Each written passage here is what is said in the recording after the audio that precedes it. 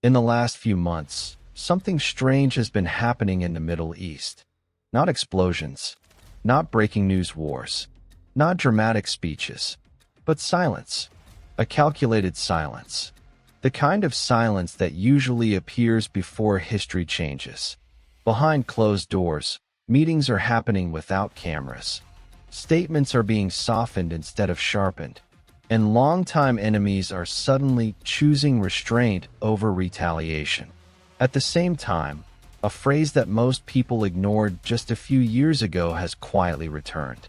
Abraham Accords 2.0. And attached to that phrase, again and again, another detail keeps surfacing. Not officially, not loudly, but persistently. 2026. No government has announced it. No treaty has been signed. No press conference has confirmed it. Yet analysts, diplomats, religious commentators, and geopolitical strategists keep circling back to the same idea. Something is being prepared. But prepared for what? Is this simply diplomacy adapting to a new world? Or is the Middle East being reshaped for a future event most people don't yet see? Tonight, this is not a video about fear. And it is not about conspiracy. It is an investigation. An investigation into what is actually happening. Why people believe a second Abraham Accords is coming. And why 2026 refuses to disappear from the conversation. To understand that, we need to go back to where this story really began. In 2020, the world witnessed something that had been described for decades as impossible. Several Arab nations normalized relations with Israel, the United Arab Emirates, Bahrain, later Morocco, and Sudan. Agreements were signed, flights began operating, embassies opened, and economic cooperation followed. The world called it peace. But peace is not always what it appears to be. Because the Abraham Accords were not peace treaties in the traditional sense. They did not resolve borders. They did not settle Jerusalem. They did not address refugees. And they did not end religious disputes. What they did was something far more strategic. They restructured alliances. For the first time, Arab states normalized relations with Israel without waiting for the Palestinian issue to be resolved. That single shift changed the political logic of the Middle East. Enemies became partners, not because ideology changed, but because interests did. Shared security concerns, shared intelligence, shared economic goals. The Abraham Accords were not about ending conflict. They were about managing it. And that distinction matters more than most people realize. Because once normalization becomes acceptable, the door opens to much bigger moves. Almost immediately, one question dominated every serious discussion behind the scenes. What about Saudi Arabia? Saudi Arabia is not just another Middle Eastern country. It holds enormous political influence, controls critical energy routes, and serves as the custodian of Islam's two holiest sites. For decades, Saudi normalization with Israel was considered a red line, publicly unacceptable, politically dangerous, religiously explosive. Yet quietly, the language began to change. Saudi officials stopped saying never and started saying conditions. Analysts noticed it, diplomats noticed it, and intelligence communities noticed it. Something had shifted. At the same time, the global order itself was changing. The United States was reassessing its role in the region.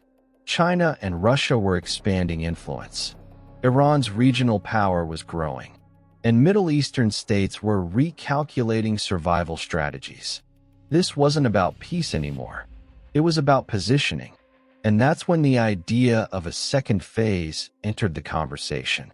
Not officially, not publicly, but conceptually. A broader framework, a deeper alignment. A regional security architecture rather than isolated agreements. This is what people now call Abraham Accords 2.0. Not a single document, but a direction. Then something happened that changed how people interpreted everything. Gaza. The war in Gaza shocked the world. But what shocked analysts even more was the response around it. In previous conflicts, escalation was immediate. Strong reactions, mass protests, regional pressure. This time, the response felt controlled. Statements were measured. Language was restrained. Escalation was avoided. For many observers, this was not apathy. It was calculation. Governments appeared unwilling to risk destabilizing something larger. And that raised a disturbing question. What kind of process is so important that even war does not derail it? This is where speculation begins, and where we must be careful. But speculation does not come from nothing. It comes from patterns. Patterns like this. Normalization discussions didn't stop after Gaza. They simply went quiet. Security cooperation didn't pause. It deepened. Public rhetoric softened. Private coordination strengthened. And slowly, the narrative shifted from whether normalization would expand to when and how. This is the moment where many people start feeling something is unfolding. Not because a treaty exists, but because resistance to the idea is fading. And history shows us something uncomfortable. By the time agreements are announced, the world has already been prepared to accept them. Which brings us back to the year that keeps appearing. 2026. No official timeline exists, but diplomacy does not operate on public calendars. Political leadership cycles, defense agreements reaching renewal windows, economic frameworks aligning.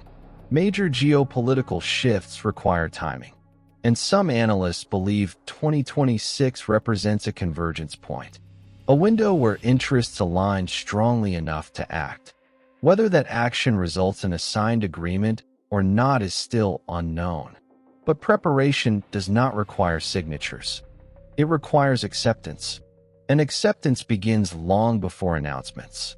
So before we go any further, before prophecy, before speculation, before conclusions, we need to ask the most important question of all.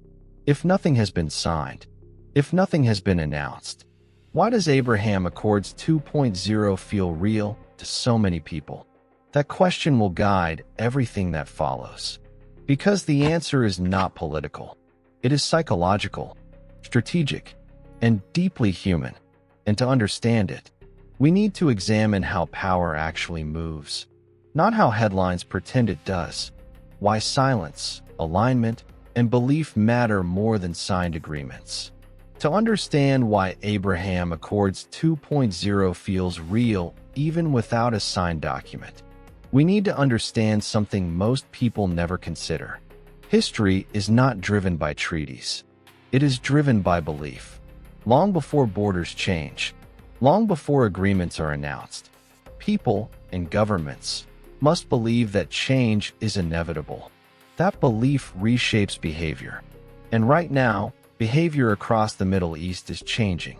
Not dramatically, not explosively, but subtly, which is always more dangerous. When nations expect war, they prepare loudly. When they expect peace, they prepare quietly. And what we are seeing today is not the preparation for confrontation. It is the preparation for coexistence.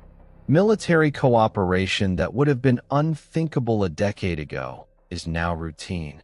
Intelligence sharing is normalized.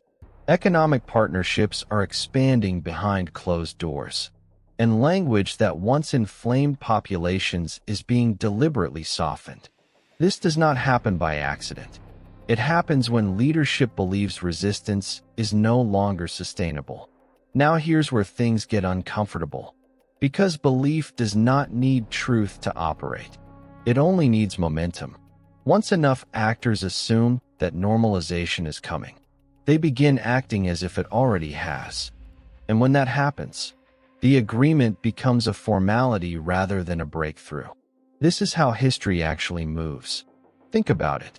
If tomorrow a major Arab state announced normalization with Israel, would it shock the world the way it would have 20 years ago? No. It would spark outrage, anger, protests, but not disbelief. And that difference matters. Because disbelief is resistance. Outrage is management. This is why analysts argue that Abraham Accords 2.0 does not require a single defining moment. It requires gradual acceptance. And acceptance is built through silence. Silence when reactions are expected. Silence when condemnation is anticipated. Silence when escalation would once have been guaranteed. That silence conditions the public. And conditioned publics are easier to guide. Now let's address something that many people misunderstand. Silence does not mean approval. It means prioritization. Governments are making a calculation. Stability versus ideology. Survival versus symbolism. Long-term security versus short-term outrage. And history shows that when states reach this stage, they rarely turn back. This is where religious interpretation begins to enter the picture. Not as proof, but as perspective. For many Christians, any major agreement involving Israel is not just political. It is theological. Biblical prophecy does not describe sudden chaos first. It describes a period of apparent stability, a sense that things are being managed, a belief that conflict has been controlled. This is why peace agreements, not wars, draw prophetic attention. And this is why the Abraham Accords feel different to believers. But here is the critical point. Prophecy does not require fulfillment to influence behavior. It only requires belief in possibility. And that belief exists right now. Across churches, across online communities, across geopolitical commentary. People are watching, expecting, interpreting, and expectation itself changes the environment. This is not unique to religion. Markets behave the same way. If investors believe a shift is coming, money moves before announcements. If populations believe change is inevitable, resistance weakens before enforcement. This is why Abraham Accords 2.0 matters, even if it never materializes exactly as imagined. Because the idea of it is already reshaping the region. Now consider Jerusalem. The city at the center of every conflict, every prophecy, every negotiation. Notice what hasn't happened. No dramatic declarations. No sudden policy shifts. No official compromises. Yet pressure continues to mount quietly. Access arrangements. Security coordination. Administrative decisions. Small changes that feel insignificant on their own. But history is not built in single moments. It is built in accumulation. This is why analysts argue that by the time the public hears about a finalized agreement, the most important changes have already occurred. Because agreements do not create reality, they formalize it. And this brings us to the question many people are afraid to ask. If Abraham Accords 2.0 is never officially announced, does that mean nothing happened? Or does it mean the process succeeded so completely that it no longer required a name? That question is uncomfortable because it challenges how people understand power. Right now, the Middle East is not waiting for permission. It is adapting to a world where alliances matter more than slogans, where stability is worth more than purity, where survival requires compromise, and compromise, historically, always precedes formal agreement. So when people say, there is no Abraham Accords 2.0, they may be technically correct, but history is not technical. It is behavioral, and behavior has already changed. Which leads us to the most dangerous assumption of all, that if something is not announced, it is not real. History repeatedly proves the opposite. In the next part, we need to confront the hardest issue directly. Why 2026 keeps appearing across analysis. Why leadership cycles matter more than treaties. And why some believe the most important phase hasn't even begun yet. Because what we've discussed so far is only the preparation stage. And preparation is always invisible to those waiting for headlines. Why timing, power cycles, and 2026 matter more than any treaty. To understand why analysts keep circling one specific year, we need to talk about something most people overlook. Power does not move randomly. It moves in cycles.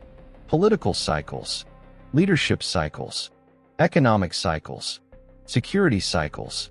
And when those cycles overlap, history accelerates. The Middle East has entered one of those overlap periods. And this is where the year 2026 begins to matter. Not because of prophecy alone, not because of conspiracy, but because multiple systems converge around that time frame. Let's start with leadership. Governments do not sign transformative agreements at moments of weakness. They sign them when authority is secure. Right now, many regional leaders are focused on consolidation, internal stability, economic diversification, long-term security guarantees. These priorities do not align with constant confrontation. They align with controlled transition. Now look at global power. For decades, the Middle East relied on predictable external influence. That era is ending. The United States is recalibrating. Global attention is fragmented, and regional powers understand something crucial. They can no longer outsource their survival. This realization forces uncomfortable decisions, and uncomfortable decisions demand time. That time window is what analysts see forming between now and 2026. A window where old resistance structures weaken, public outrage becomes manageable, and normalization becomes survivable. Not popular, survivable. And in geopolitics, survivable is enough. Now let's address the misconception directly. People imagine agreements like sudden announcements. A leader steps forward. A document is signed. History changes overnight. That almost never happens. What actually happens is slower and quieter. Public expectations are lowered. Language is softened. Opposition voices are isolated. By the time the announcement arrives, the resistance has already been absorbed. This is why timing matters more than documents. Because documents do not create peace. They confirm it. Now let's talk about why 2026 specifically appears in analysis rather than 2025 or 2030. Political transitions, defense arrangements, regional economic frameworks. These systems operate on multi-year planning cycles, and many of those cycles align around the mid-decade. This doesn't mean something must happen. It means conditions become favorable, and power always moves toward favorable conditions. This is also why some observers describe the present moment as pre-agreement reality, a phase where security cooperation exists without formal recognition. Economic coordination happens without public celebration. Political silence replaces ideological confrontation. This phase is uncomfortable because it feels dishonest. But it is how modern diplomacy functions. Now we need to address the religious dimension carefully, not as proof, but as influence. For many believers, the idea of a future covenant involving Israel is not speculative. It is foundational. And when geopolitical developments begin to resemble those expectations, interpretation intensifies, not because prophecy is fulfilled, but because possibility feels closer. That feeling spreads. And once it spreads, it shapes perception. This matters because perception drives reaction. If populations believe history is shifting, they behave differently. Fear decreases. Resistance fragments. Compliance increases. Not because people agree, but because they feel outnumbered by inevitability. This is why even rumors of Abraham Accords 2.0 carry weight. They function as psychological preparation. They normalize the idea before the reality. And normalization is the hardest part of any political shift. Now think about this. If normalization were announced tomorrow, many would protest, but far fewer would be shocked. That alone tells us something fundamental has changed. This is where the silence becomes important again. Silence allows ideas to settle without triggering confrontation. Silence gives leadership space to maneuver. Silence prevents escalation while alignment accelerates. And silence, historically, always precedes formal shifts.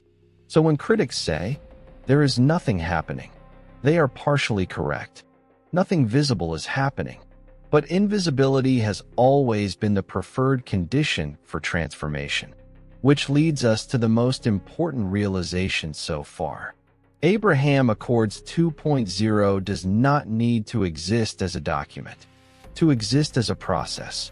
And processes are harder to stop than agreements. In the next and final part, we must confront the truth people avoid. What happens if expectations outpace reality? What happens if belief becomes stronger than confirmation? And why the moment of realization, not the agreement, is what actually changes history. Because the most dangerous phase is not signing. It is anticipation. When belief moves faster than reality, and why that's dangerous. There is a moment in every major historical shift when belief becomes more powerful than confirmation. Not when documents are signed, not when leaders speak, but when enough people expect something to happen. That moment has weight, and the Middle East may be standing inside it right now. Throughout history, wars have started not because treaties existed, but because people believed they were inevitable. Empires collapsed not because decisions were announced, but because populations sensed momentum had shifted. Expectation changes behavior, and behavior changes outcomes. This is why Abraham Accords 2.0 matters, even without an official agreement. Because the idea itself has entered public consciousness. It's being discussed, debated, interpreted, not only by analysts, but by religious communities, political commentators, and everyday observers. Once an idea reaches that stage, it no longer belongs to governments. It belongs to the crowd. And crowds do not wait for confirmation. They react to signals. Consider this carefully. If people believe normalization is coming, they adjust emotionally. Outrage dulls. Resistance fragments. Hope or fear takes root, depending on perspective. This adjustment is subtle, almost invisible, but it's measurable. This is why repeated speculation is never accidental. When the same idea resurfaces again and again, it conditions the public. It turns the unthinkable into the imaginable. And once something becomes imaginable, it becomes survivable. This is the phase we appear to be in now. Not agreement, not peace, but psychological alignment. And this is where religious interpretation becomes influential, not because it's proven, but because it frames events with meaning. For some Christians, the idea of a covenant involving Israel carries prophetic weight. For some Muslims, normalization without justice feels like betrayal. For others, it represents survival in a collapsing world order. Each group interprets the same silence differently, but all of them are watching. Now here is the uncomfortable truth. Governments understand this dynamic. They know belief can do what force cannot.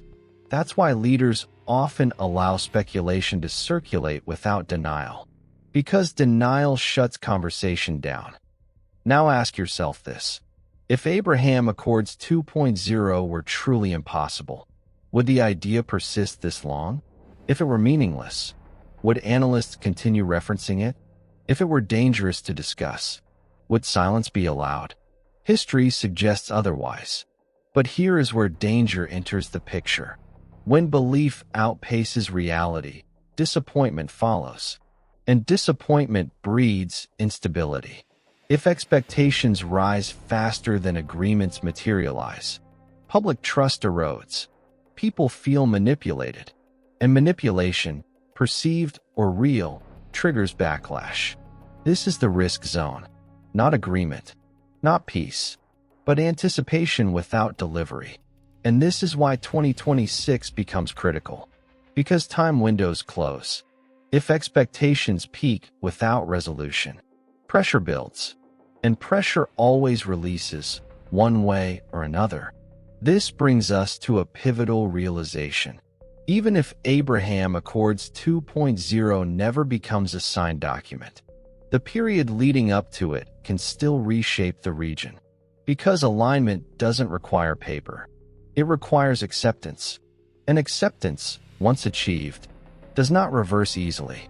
This is why analysts are divided. Some see stabilization. Others see delayed confrontation. Both may be right.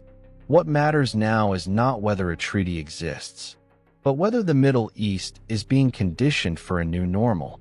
And conditioning is already underway. In the final part, we must confront the question that changes everything. What if the biggest reveal is not that an agreement exists, but that the world has already adjusted? As if it does? Because if that's true, then the real shift has already begun. Up to this point, one question has likely been growing in the viewer's mind. If there is no signed Abraham Accords 2.0, if there is no official announcement, if there is no public timeline, then what is the point of all this?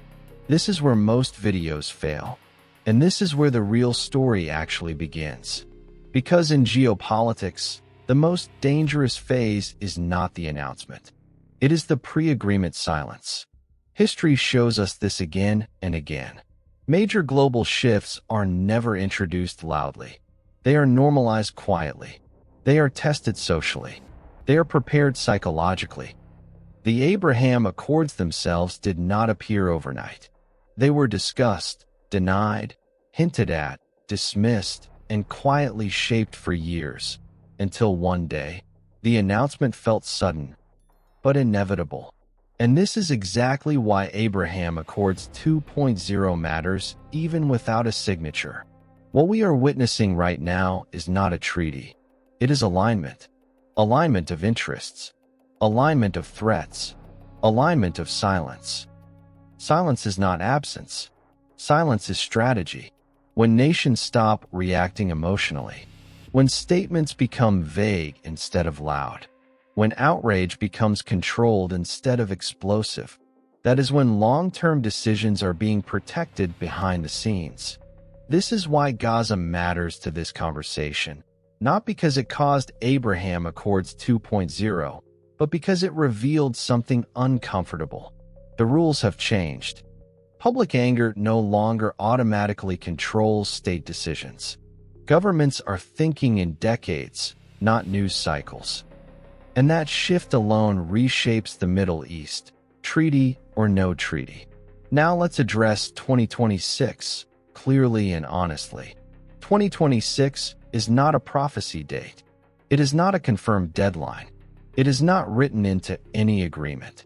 But analysts mention it because political leadership cycles align, defense and security frameworks reset, regional economic projects mature, and diplomatic windows open. In global politics, timing is everything. And when multiple timelines converge, options expand. That is why people are watching 2026, not because something must happen, but because something could happen. And this is where prophecy discussions enter, not as proof, but as interpretation. Some believers see patterns forming. Others see coincidence. Both are allowed to exist without dishonesty. But here is the critical truth many videos avoid saying out loud. Even without Abraham Accords 2.0, the Middle East is already changing. Normalization is no longer shocking. Strategic cooperation is no longer taboo. Silence during crisis is no longer rare. And once that psychological shift happens, formal agreements become paperwork, not transformation. That is the uncomfortable reality. So the real question was never, has Abraham Accords 2.0 been signed? The real question is, has the region already crossed a point of no return? And the evidence suggests something irreversible is underway. Not peace, but restructuring. A slow redefinition of alliances. A recalibration of red lines. A future being shaped quietly, not announced loudly. And this is why this video matters. Because when an agreement finally is announced, if it ever is. The world will react as if it appeared suddenly. But those who were paying attention will know the truth. It was prepared in silence. If you appreciate calm investigation instead of viral panic, if you want depth instead of manipulation, and if you want to understand what's forming before it's announced, subscribe to the channel.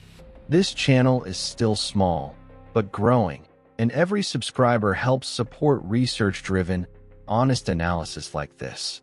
And if you want to understand how Jerusalem fits into all of this, from Third Temple discussions to symbolic preparations already happening, watch our Third Temple Part 1 next. Because geopolitics never moves alone, and history never warns twice.